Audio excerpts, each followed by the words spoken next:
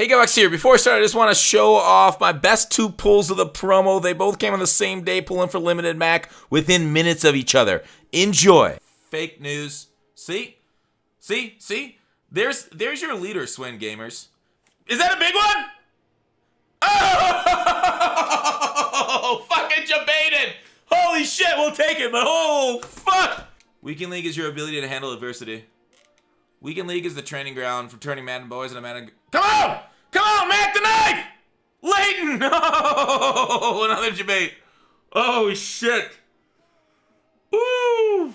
Hey, Galax here. So, Zero Chill promo is coming to an end with the playoff promo shortly on its tails. I expect it's going to be Saturday because they're getting it back in the office Thursday. Then they have that Friday. Maybe it launches Friday. I don't know. Last year was Saturday, so... Let's wrap up Zero Chill with some rerolls. Let's kind of go over our thoughts on the promo overall, break it down bit by bit, give it our final grade at the end. So, rerolls. They brought a ton of them in, and there's been some profitability in some of these. If you want to know what was profitable, you can take a look at Market Monday. Rerolling 95 overall Ghost of Madden Past. When these things came out today, and then selling the new ones, that was profitable. That was nice. The 92 to 94 was profitable. You saw that. The 94... I didn't really see a whole lot of that. I didn't roll that a lot. Didn't roll that a lot. Didn't roll that a lot. But there were some pretty decent profits we made with sets and rerolls. Nothing insane like previous years. Unfortunately, we didn't get a glitch of Christmas this year. Didn't get anything crazy. I like this reroll 85 Zero Chill player. It's hard to get the ghosts out of it. The top end cards that we really want, like the 95 Ghost of Madden Pass for the new set. But the Zero Chill, this one, some people had luck with. This one, sadly, was only a Zero Chill specific sub-program player, whereas this one was any sub-program. So that one actually ended up being kind of cooler. But let's re-roll this a little bit as we give thoughts. So, re-rolls. In the end, the house is going to win, right? In the end, these things are going to be dead for you. I think the crazy thing about this, now, call me conspiracy theorist. Sure, I like it. But I felt like when you first started re-rolling these, I always went up. Like, every day I started re-rolling, I went up. And then I always went down. I never, like, went down straight away, dramatic amount. I went up a little bit. Now that I've rolled this thing probably 100 times today, and now I'm getting nothing but 85s. Conspiracy theorist remains. Probably not like that, as I don't see any reason for EA to implement that kind of thing in their casino. But they're losers. Sets are losers. Re-rolls are losers without specific sets to make them winners. But... is it still fun? Is it still gambling for those top-end cards? Yeah, that's why I play the game. That's why we open packs. That's why we build our team through MUT, is to use these gamble sets. So the more of them they provided, pretty neat. Sadly, there's nothing that we could really grind in MUT with these reroll sets to really make us a hard lot of kindling. So going forward, yeah, they've gotten a little too smart on us. They've really done a lot of their math for these rerolls. When they added new cards, they rebalanced the sets. Because they had a whole bunch of these things added. There's a good pull. We had a whole bunch of these things added today, like 94s, 95s, and it's not any better. We're still not pulling those at any type of rate. So, sadly, it's not like last year where they added that Jason Kelsey with a higher quick sell, and we profited like crazy off that. Anyways, done. Rerolls, okay. The thing is, the things that we're rerolling out of the pack, out of position, it's kind of taken a downturn since the Bo fiasco of 18. Out of position isn't nearly as fun, but we do have some amazing out of position cards. Don't get it wrong. Mike Evans is under the radar, very good at cornerback. Megatron is a top tier free safety. Solid players. That Ricard's got really good block shed. So it's not like they're dead. It's not like they're dumb. Gone. We got Cordell Stewart in the game to play at running back. That's very neat to get a new card in game, new legend in game that we haven't had before in Madden. So that is really neat. All right.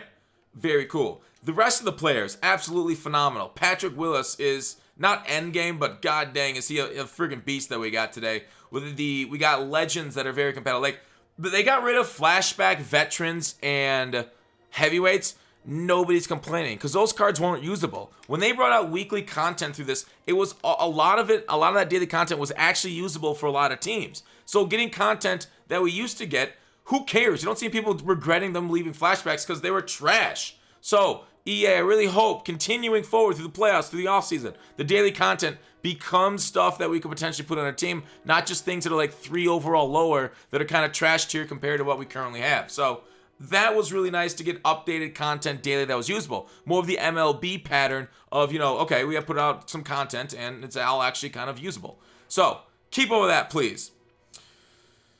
So, off the cards, off the rerolls. Solos. Were they solid? I think they were pretty good. Now, I'm not a huge solo player myself. I think I dabbled in a few. I didn't do them all. So I'm not the greatest, I guess, arbiter of if the solos were any good or not, because I only did a few of them. But overall, I didn't hear a whole lot of complaints of Zero Chill. Some people said they were hard. I did 48 stars. I did some Gingerbread Men. Moment solos are always my favorite. If I am going to do solos, I really hope their moment is full games are boring. So, solos were fine. They were good content for the promo. But I think the biggest disappointment, outside of, nothing going crazy for a coin stack with glitches, ended up being these house rules. Now, I don't know who's doing these house rules. I put out a tweet tonight and got a lot of feedback. I got Jake Stein actually ended up replying to it, the tweet, and talking about like what kind of house rules we want. Because these things right here, this is just not usable, right? Like, we want house rules to change the meta, change up the gameplay, change up something to provide us like a fresh outlook on mod. Like, I suggested, he's like, all right, what are some good ones? I was like, all right, all silver squad or all gold squad. Like, you wouldn't have any abilities there. That'd be different. Like, so like this is +1 points on a rush. I mean, we just face stretch and rushes every single game anyways. So it just kind of incentivizes people to do it more. So this house rule is essentially a waste. It was all on like minor point, but it was all on like a snow field. And after a while, it became like, I don't really I don't feel like playing on the snow field anymore.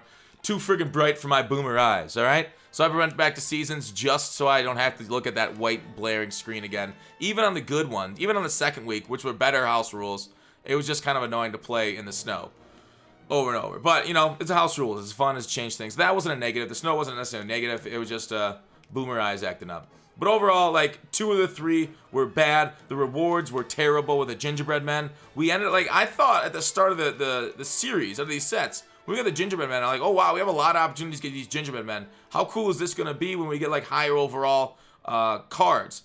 The Hearth, also, terrible. All right, we'll get back to that in a second. But, like, the Gingerbread Men, these should have been right here. We should have gone higher, right? 91, 92, this should have been 93, 94.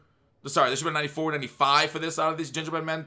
Like, why? You gave us so many opportunities to earn these things, but in the end, these cards are pretty good, but not necessarily that great. So obviously a higher overall reward for grinding those solos and the house rules would have been pretty neat. 7 items for a 94 would have been kind of a nice, or 8, whatever, for that would have been kind of cool.